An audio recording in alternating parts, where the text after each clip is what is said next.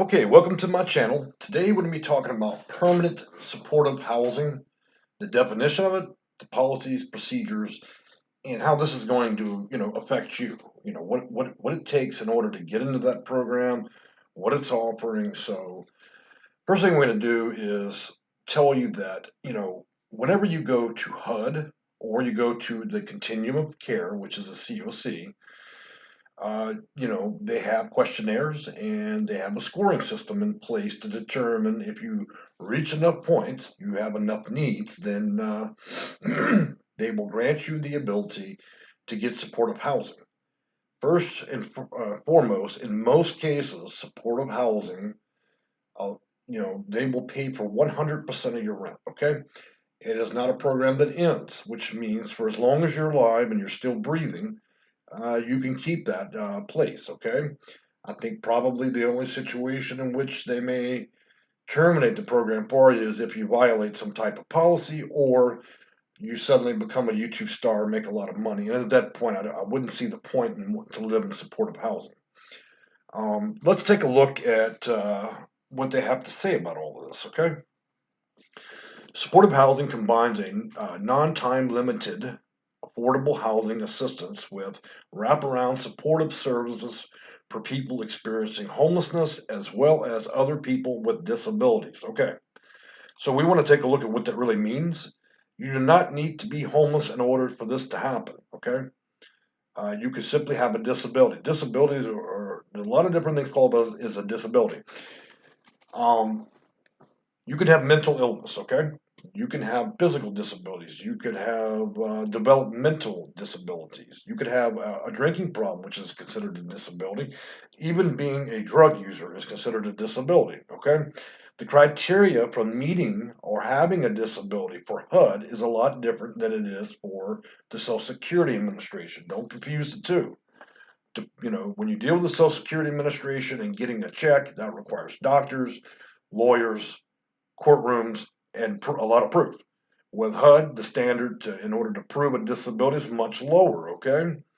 You don't have lawyers and doctors and all that in the courtroom involved. You just simply need to provide the evidence that they need in order to be able to put you in the supporting housing, okay?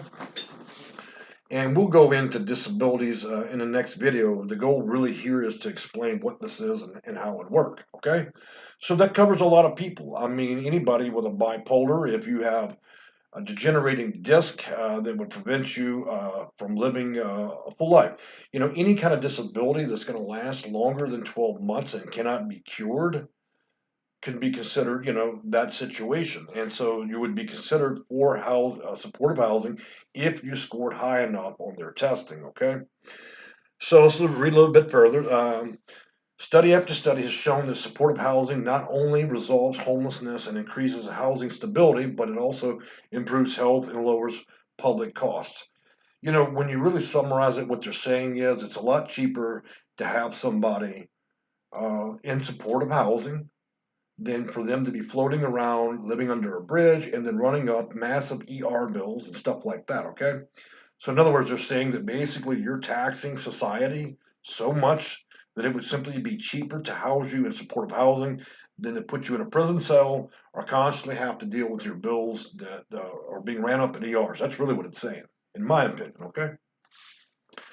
Some of the core components of supportive housing. Supportive housing links you with a decent, affordable, community-based housing with a flexible, voluntary support services designed to help the individual and or family stay housed and live in a more productive life. So it goes on to tell you basically it's not just for women, it's not just for teens, it's not just you can be a family, you can be in a wheelchair, you can be mentally ill, strung out on drugs, whatever. Okay, so what they're really, what they're saying is they're offering you an opportunity. They're not saying that you have to quit drinking. They're not saying that you need to quit being a drug addict, okay? They're not requiring you to meet with their counselor.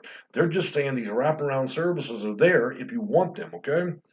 But I have to warn you, because this program involves people that are, renting to the COC or HUD, then, you don't really want to be strung out, okay? Because you still have to be presentable to the person that owns the property that's going to lease it to, the program.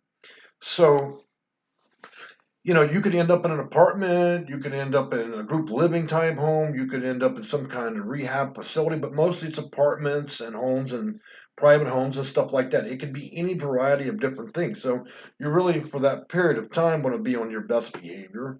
Try to reduce how you're acting mentally and your drinking and drug use and all those other things, at least long enough in order for them to place you in there, okay?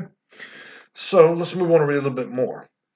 There is no time limitation, and that, as I've said before, they're telling you that here. There is no time limitation. Tenants may live in their homes as long as they meet the basic obligations of tenancy. Look, I'm going to warn you, you're not going to sit out on the patio and drink a fifth, okay? You're not going to be out there smoking crack while you're in your little garden. You're not going to put up with that, okay? The people that are leasing that property to this program is not going to put up with it. So you're welcome to have your problem, but you're not welcome to create an unwelcome situation on their property, okay? So you really need to get yourself together. If you have mental problems, then there may be some leniency as long as you're not tearing things up. All right, let's move on. While participation in services is encouraged, it is not a condition of living in the housing. As I told you, you can remain an alcoholic, they really don't care. The housing affordability is insured either through a rent subsidy, okay, which means government's kicking out a check, the city's kicking out a check, anybody that wants to pay, anybody in the program setting can pay part, or by setting the rents at an affordable level. So in some cases, if you manage to be a person that's got a check coming in from Social Security Disability, they may ask for a small portion of that, okay, to help with the supportive housing. Now, here's what they're going to be talking about: the types of housing. There is no single model for supportive housing design. Supportive housing may involve the renovation or construction of a new housing. It may have set aside apartments, so a big building with a bunch of nice apartments, and they have to reserve 3 or 4 for supportive housing, or it could be a really crappy building. You just don't know what it's going to be until you see it. Or it could be a room within a private residence or a private building. It could be just about any situation as long as it's in the area in which you're living. Okay, there are 3 approaches to operating and providing that support. First is purpose-built or single-site housing. Okay, that means you get an individual. Somebody's leasing a home. They're going to help you get in the home. If it's a duplex or four different apartments, they help you get there. The other is scatter site. Okay, that means people that are no longer experiencing homelessness can lease apartments in the private market or general affordable housing apartment buildings using rental subsidies. Remember what I said about the subsidies. In most cases, they'll pay up to 100%. I'm not guaranteeing that, especially in big places like San Francisco, New York, and all that. But I think down in the South and most of the Midwest, it would be highly likely that they would try to cover the most of it if you don't have Social Security and disability checks coming in, okay?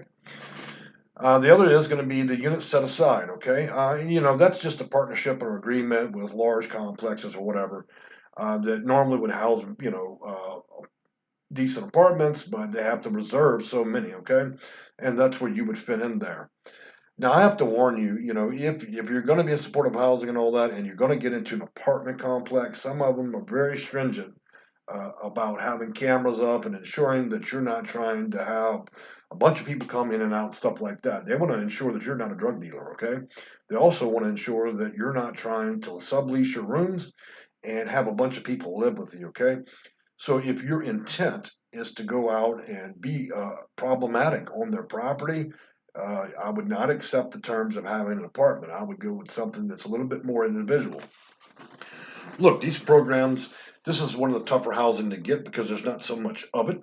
And so you have to kind of take what's available, and sometimes you have to kind of move through that system, which means they may have initially put you up at a hotel until they have the first open spot, which they can move you to an apartment, or it could be they start you at a more group living situation where it's a large home where you're in a room, and then in a few months when it becomes available, then you move into your own apartment or home or whatever they can find. So sometimes you have to go through steps. Look, these services are being, for the most part, provided for free, and that includes all their attempts to help you both mentally, physically, with your health and different things. So you cannot have the attitude, well, I expected a lot better than this. Look, These services are being given to you and paid for by taxpayers, and by the government. So you should just appreciate the situation, no matter how many steps you need to go through in order to get this.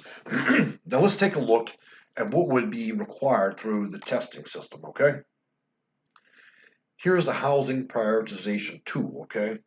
And in most cases, a pretty close variation of this test is going to be what's in every single city in the country. What's important is there's not a lot of questions, but if you notice at the bottom, here are the actual amounts of points you need to earn in order to get these. PSH, permanent supportive housing, is 28 plus, okay?